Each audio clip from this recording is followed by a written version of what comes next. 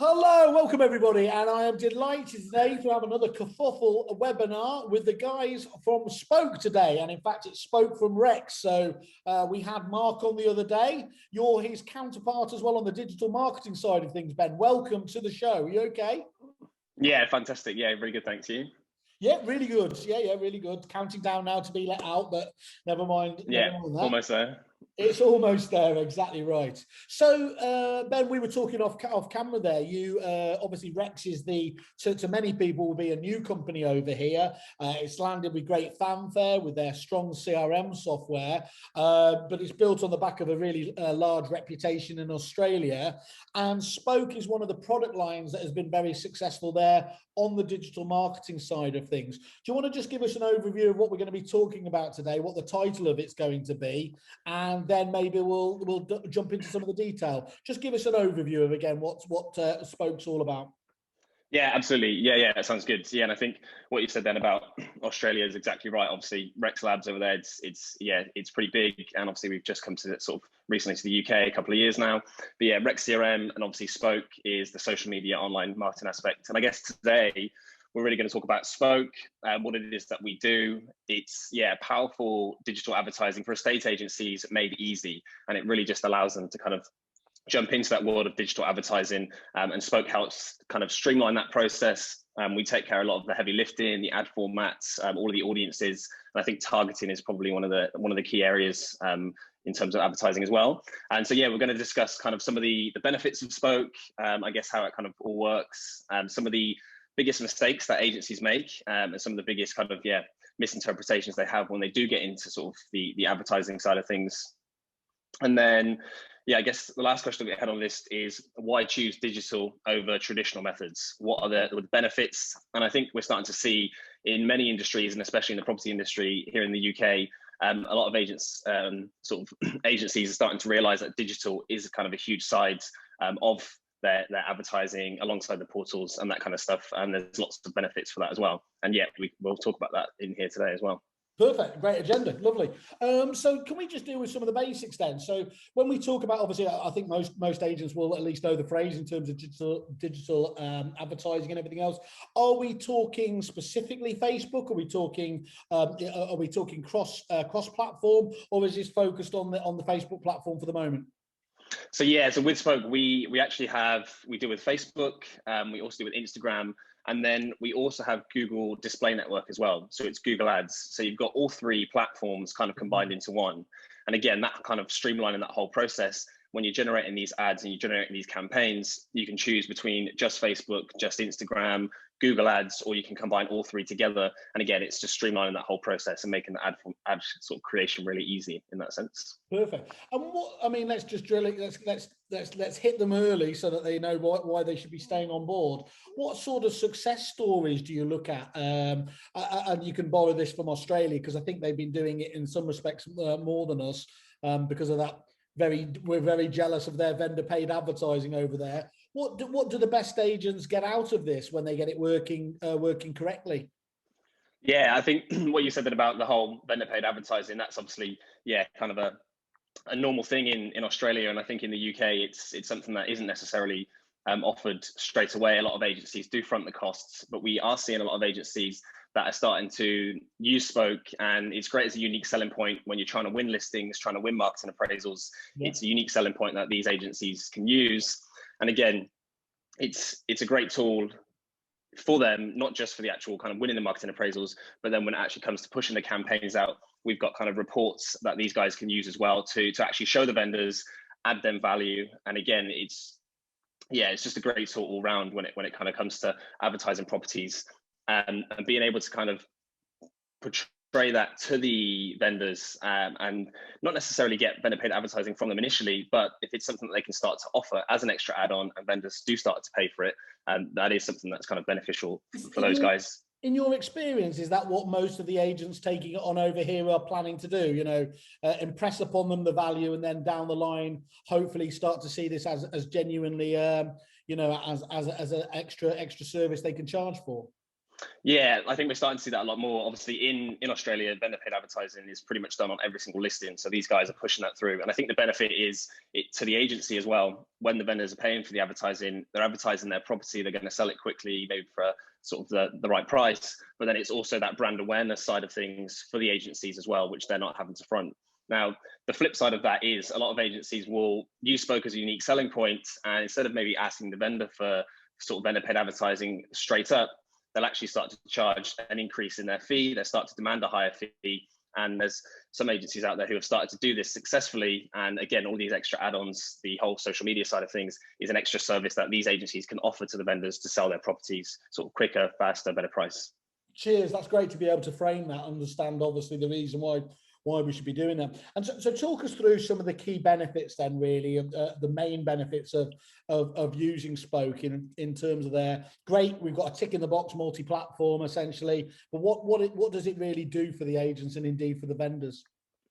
Yeah, so I think it's advertising online, and again, a lot of agents and agencies will have tried to do this sort of manually. Facebook Business Manager, Google Ads. It's you'll always find it's a very time-consuming process. It takes a lot of time when you're going into the back end, creating all these ad formats, creating all the audiences, and again, it's yeah, not just time-consuming, but it's also complicated as well. It's complex. It goes quite deep, and there's a lot that can go into these audiences as well. And that's basically what we do at Spoke. So the platform itself, we have all of the campaign creation is all automated. There's a few steps that these agencies sort of go through when they're creating an ad campaign, and they can actually create these campaigns in under 60 seconds. Wow. So as opposed to it taking 20 minutes for if you sort of know what you're doing. I speak to some agents and they say, yeah, I've spent an hour inside the back end trying to create one campaign. In Spoke, they can come in 60 seconds, they've created that campaign. And again, it's intuitive as well. It's more ad formats. We've got over 37 different ad formats that are created inside of the Spoke platform. And again, these are all created automatically, and all these ads get pushed out as well. You've then got the flip side of that. And I guess the two important things when it comes to advertising is the audience. You need to be targeting the right people. Yeah. Our team have done a lot of trialing, a lot of testing to create these audiences. We've got audiences for buyers, and we've also got audiences for sellers and vendors. And we also do landlords and investors in there as well. And we do properties for rent. So again, the audience is key. You need to be targeting the right people. And that's where the digital side of things, it's highly targeted, lots of different demographics, interests, people's behaviors online, that we've kind of built these audience segments to really sort of tailor it into that as well. Yeah, there's lots of different benefits that I can go into. We've also got built-in landing pages inside of Spoke, which a lot of people have to use from external sources.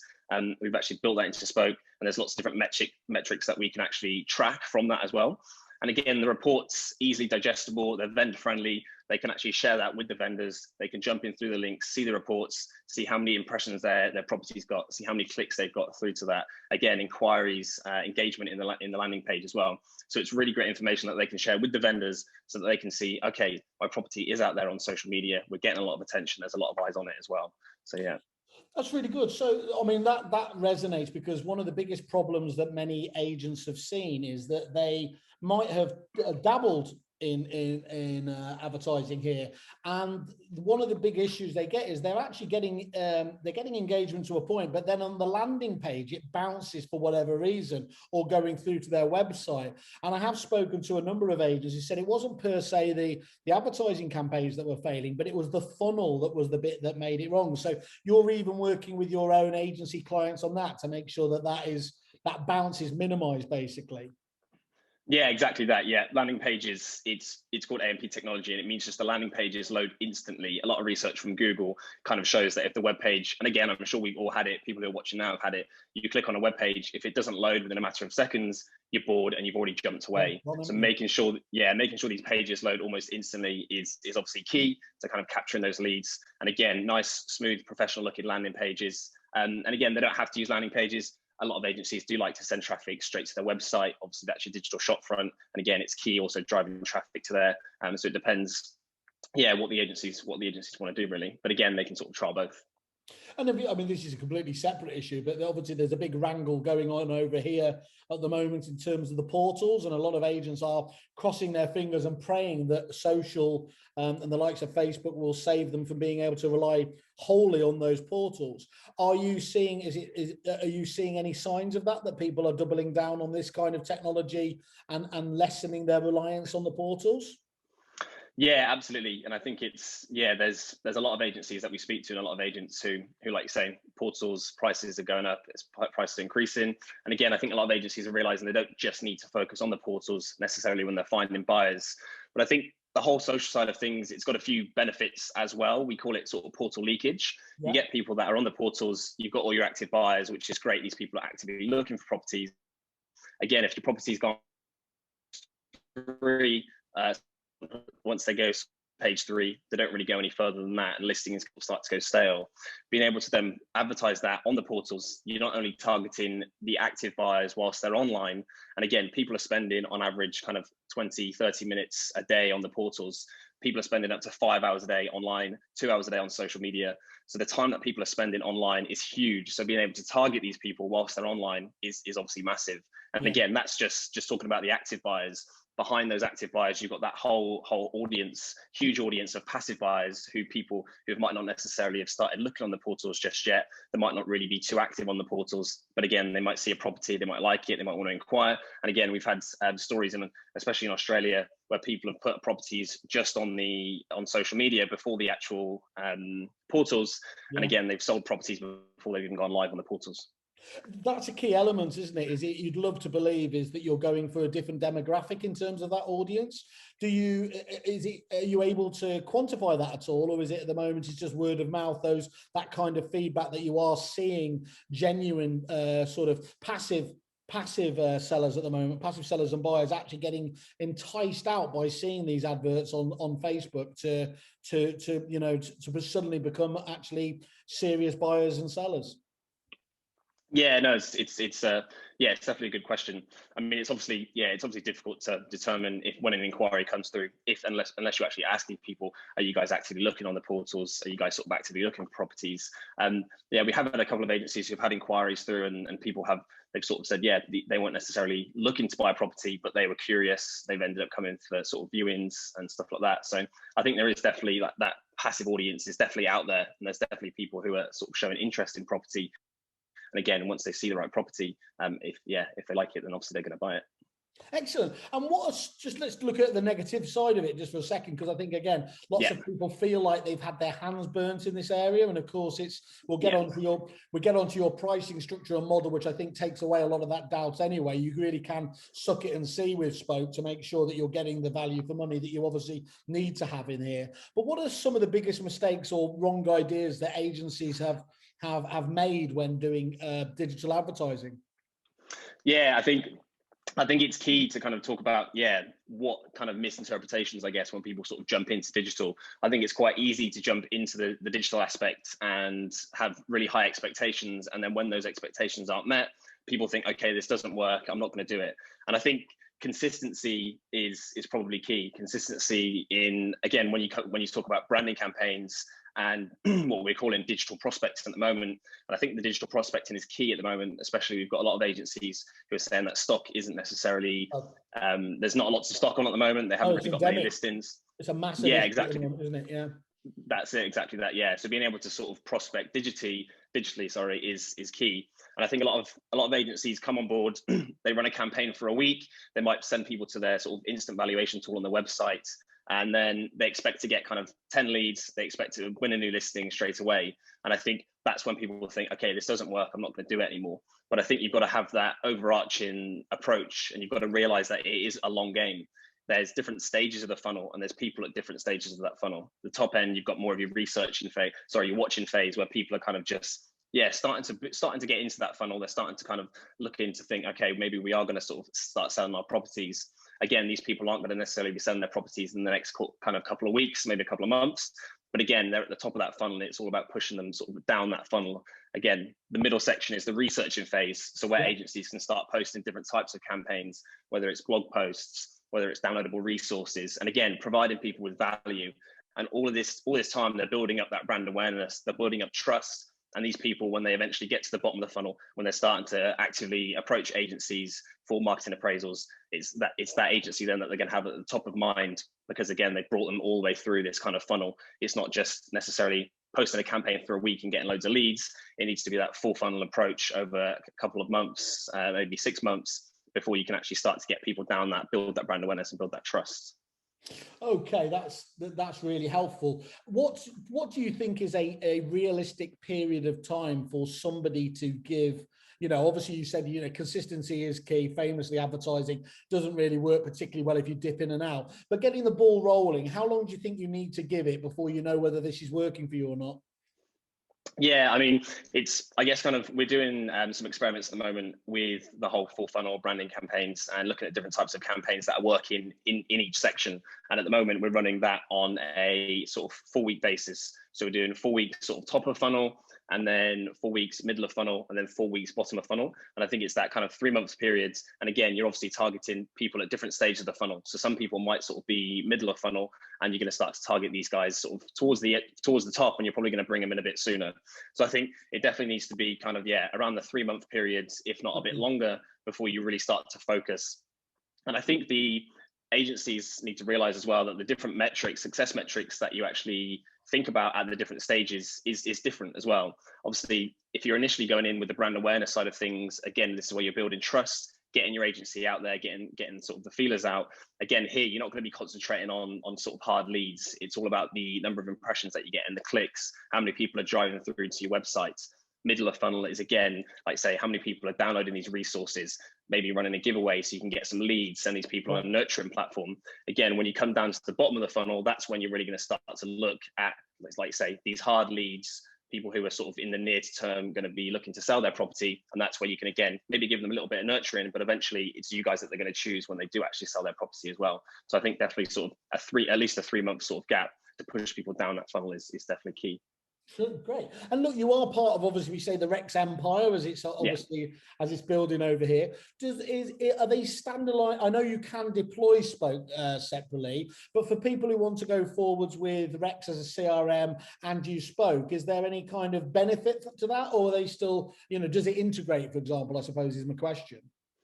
Yeah, absolutely. Yeah, no, it's a good question. Again, we are sort of, standalone companies, but obviously we are under the same Rex Labs branch, if you like. But yeah, at the moment we do actually integrate with the Rex CRM. So any kind of listings that are created inside of Rex, we actually pull all of that through directly into Spoke. And again, it just saves the agency's time and having to sort of create the listings manually. Sorry. Again, outside of not using Rex, we've got a large number of agencies who obviously are using Spoke and not using Rex just yet. But again, for them, it's just creating the listing manually, as you sort of would do in your normal CRM. And again, it doesn't take too much time. But again, Rex does have that added benefit, is obviously putting the listings through. Anything on the other side of the equation in terms of the, you know, you mentioned the landing pages, but is there ways of importing those leads back into Rex from the Spoke campaigns themselves? I mean, any kind of inquiries that come through, obviously they can just be added in sort of manually into the Rex CRM. There isn't a way. I mean, I guess the only time that you sort of really have a large number of leads like that, I guess, is if you sort of run a competition or a giveaway and you kind of got a large number of leads. That could probably be imported, like you say, into the Rex CRM. You can flip it backwards as well, and I guess it's kind of also leveraging your data. So, and you can do this with those CRMs. You can actually take an export of, say, 100 leads that maybe you've got in your CRM. You can actually upload that into Spoke. And again, you can use that to target these people. And again, it's going to find them if they're on sort of Facebook, Instagram, if they're searching popular websites on Google for the display network. And again, it's all about that leveraging the data from your sort of database. And we call it sort of database targeting inside of Spoke as well. So that's another aspect of it as well. So that's got to be a really exciting angle there, hasn't it, really, in terms of, you know, literally getting, you know, everyone knows, as Tom Panos would say again from Australia, there's gold dust locked away in that database. Be able to try and unlock that, though, that's one of the ways you would meaningfully do it, though, isn't it? Getting that export and putting it in, so past clients, for example, going out into it and then taking it from there.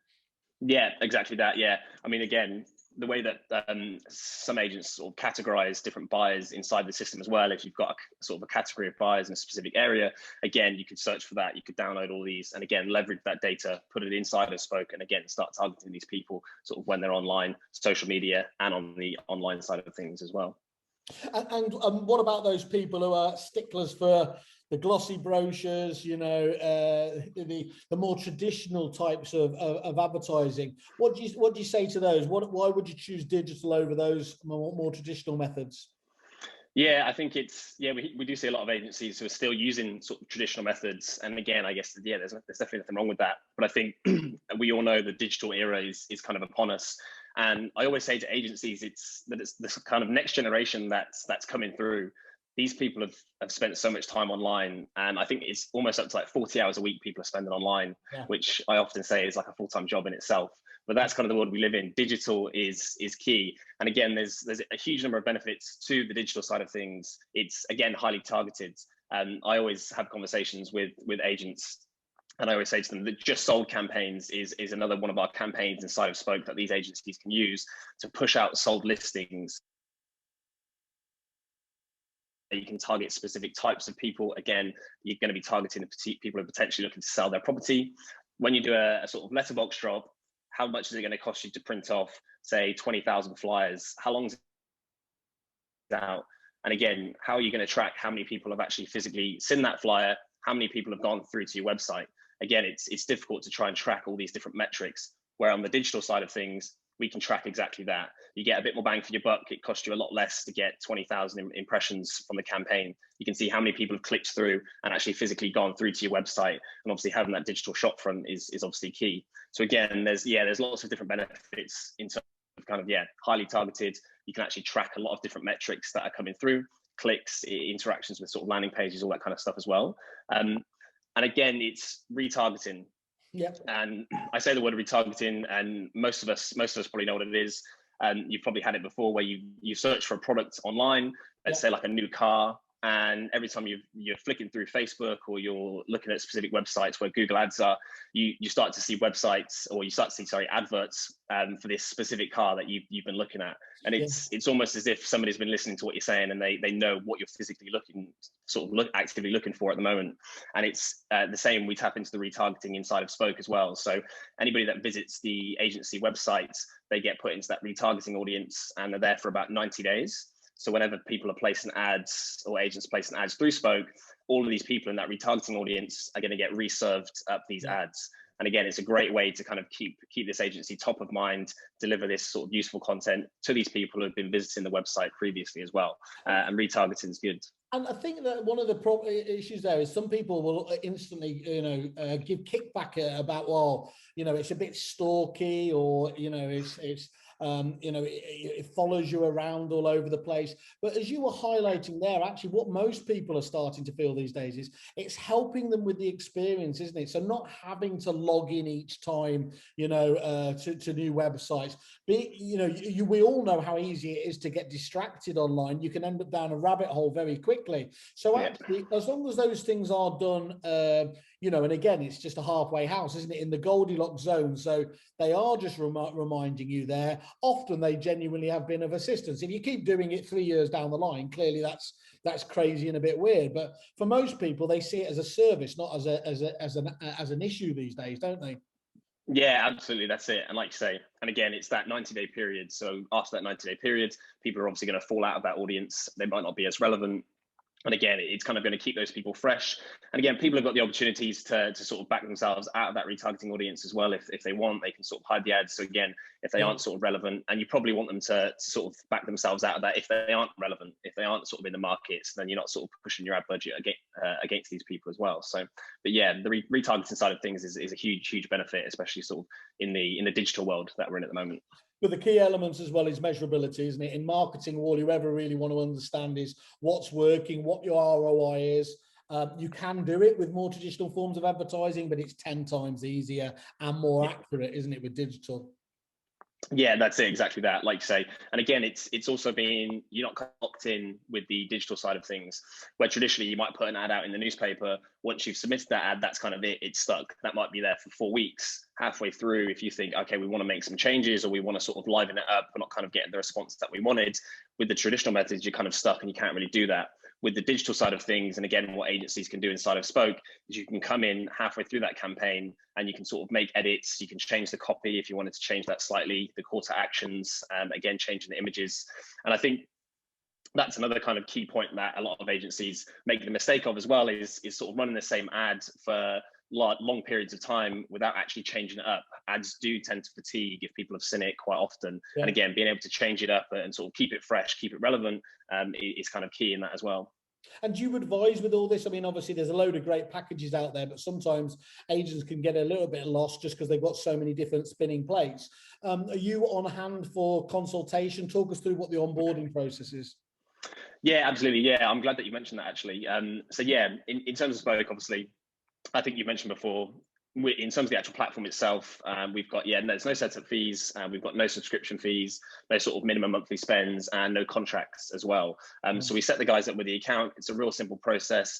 8 really simple questions just to go through the account name, login details, sort of agency address, phone number, and email for the inquiry forms. We actually integrate with the agency's Facebook page, so all of the ads that are getting pushed out are all through that agent's Facebook. So it's not got none of our branding on it. It's solely through them as well. And it's sort of the same with the Google ads. So yeah, once the account's set up, that's it. The agencies are able to sort of jump in. They sort all their own payment details out in the back end of Spoke.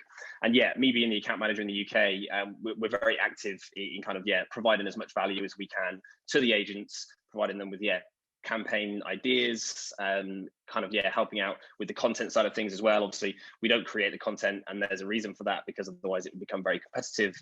Agencies being able to create their own content, and again, it's their own personality, putting their own sort of twist on it, is I think is key, especially in this world where, like say, digital advertising is sort of growing. So yeah, we're keen to sort of jump in, run through campaigns, make sure everything runs sort of smoothly, and again, once the campaigns are finished, we're jumping in, we're talking about the results, going through that with them. Okay, how can we maybe make the next campaign a little bit better? How can we change the content up? All that kind of stuff as well. Great. So proper hand holding, nice consultative edge to you, not just let loose and kind of, as we know. That's it, yeah. Not just chucked in the deep end. Yeah. I've been on a few of those. That sounds really, really good. And you were, Ben, you were over there in Australia as well. Apart from the VPA, which is a very different, obviously, element just in terms of the way that business is done, are there more similarities than differences? What do the Aussies do that we don't do, apart from that, as I said, that VPA element? Do you mean in kind of general, or in terms of just in terms advertising side of things? No, in this advertising, not in terms of what do they drink, Eskies or something? No, in terms of digital obviously the basic human responses to digital advertising will be working in almost exactly the same way, because that's how you've been so successful in rolling out a product over here. So I think that goes without saying, but I was wondering whether there were nuances, or maybe just in terms of innovation, that some of those guys are doing over there that we haven't quite got on board with yet. Yeah, no, I think that's definitely a good question. I think video content, I think, is huge at the moment, and we've seen a lot of stuff from sort of Facebook and Google recently, and I think the Aussies as well, they do a lot of video content, especially when it comes to sort of the branding campaigns as well. And again, video content is really engaging. You can really get your personality across. And again, I think, video content is kind of going to be the next big thing, especially in the UK. We're going to start to see a lot more agencies. And I think there's agencies and agents out there that do it already, like say videos across sort of Facebook. A lot of agents and a lot of agencies are sort of posting organically on their Facebook pages, which is obviously great. But again, if you want to sort of start to reach that wider audience, start to reach a targeted audience, that's where you need to turn to the sponsored ad side of things. So it's great posting all this great content on your sort of Facebook page, but again, it's very limited in who's going to actually see it. So getting out there, that's where the sponsored ad side of things comes in, and that's where you can really push it out. This is where it becomes the content engine, isn't it? This is where it scales out, which is, as you said, you can build on the foundation of all that great organic stuff you do posting your videos, but this is where it just pushes it out to all of the right people that are there, and that's where obviously your skill set and expertise with the platform comes into play. Yeah, that's it, exactly that. Yeah, Spoke kind of, like I say, we do all the kind of heavy lifting in terms of all the ad formats, all the creations, streamline that whole process, and it really gives agencies more time to focus on the things that are important, not just necessarily creating the content, creating the right messaging. It could be other stuff, day-to-day tasks outside of that they can spend more time on. And again, it's all about that human interaction as well. And I think that's one thing that Rex is really big on, is, like say, streamlining all these processes for agents so they can be more hands-on and, like say, build these relationships with people, which is what, like you say, this industry is all about. Perfect. Great. So let me just summarize then, if I can, the three kind of main takeaways. The ease of use, obviously, and the powerful data-driven element we were just talking about for the audiences, absolutely what the most important one right there. The benefits and powers, though, of social online advertising for estate agents. You know, yes, there are plenty of agents that are doing this, but this just takes it on to the next level in terms of being able to manage it, to do it efficiently, and being able to measure it as well. Yeah. And then finally, the key benefits of a listing advertising campaign, as you said, they're quite, you know, being able to turn these out rather than 20 minutes, which I think is probably still conservative, you know, and knock that back down to 60 seconds is an incredible turnaround time to really, you know, reiterate what the benefits of using a system like Spoke is about. Yeah. Yeah, exactly that. Excellent. And as you said there, I mean, one thing some people will still be quite worried about is that there's a lot going on here and they will just feel a little bit kind of nervous about it. So I'm really delighted that you guys have come up trumps for us here and got an exclusive deal for limited time only for the next few months. Kerfufflers get a complimentary strategy session, 30 minutes with one of your digital advertising specialists, and they'll set that account up and launch a campaign. And this is the key thing again, isn't it? We're not talking thousands of pounds, which often is the case when you talk to marketing agencies. You can get, you know, you can get started with something as little as £50 and find your way. And I'm guessing what your remit is and why you're so confident about this, as you said, without contracts, is that then you can just start doubling down as and when that works for you. Yeah, that's it, exactly that. Yeah, and we're really keen to talk through the results. And again, it's all about start. It's just about starting. Getting started is probably the most important thing. And that's it. Yeah, it's taking that kind of leap of faith. It's getting in, getting started. And again, we're always here to kind of talk about results and talk about kind of how we can improve, where we need to sort of move it from here. Sort of again talking about just sort of having a plan in place as well when we're doing it. Plan's always a good idea, isn't it? Yeah. Cool. Well, as you can see here, guys, you can either drop them a line directly at Kerfuffle offer at spokeapp.io and they'll book you in, or you can just click on the I'm interested, contact me button that's on every page here and we'll forward on there. Either of those ways, reach out to Ben and the team there, but I think that's a really, really interesting angle there. Do you have any, just I suppose just lastly, Ben, what percentage of UK agents, and this is pretty unfair because we didn't discuss it, do you feel are doing this well at the moment? And what I'm trying to gauge here is, I'm guessing from your point of view, you'd imagine the glass ceiling is not in sight anywhere near at the moment in terms of those people doing it well at the moment.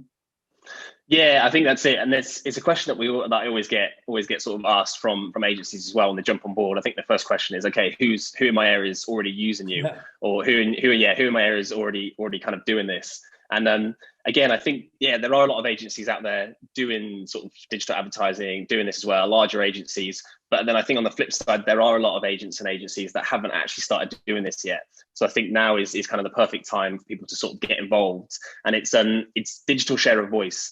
And if you're in an area and you've got 3-4 other competitive agencies, it's okay, how much of that digital share of voice do you actually own? If you own absolutely nothing, all of these agencies are going to be all over social media, in front of people constantly. And if you're not doing that, then you're going to be left behind. So it's being able to kind of, have that digital share of voice, being able to get yourselves out there and really push it. And again, there's sort of no better place to start than sort of now.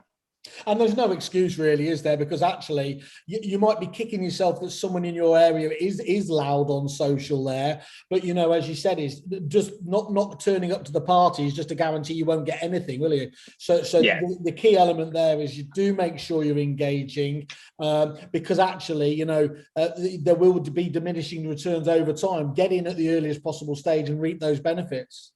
Yeah, absolutely. That's it. And I think, like I said before, I like to reiterate on that, the fact that the next generation coming up, they're spending so much time online. So being able to have that online presence is going to be key as well. Perfect.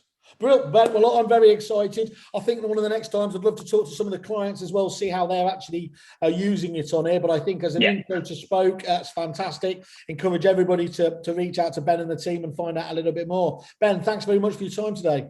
Yeah, cheers. Thank you very much. I've enjoyed it. Cheers.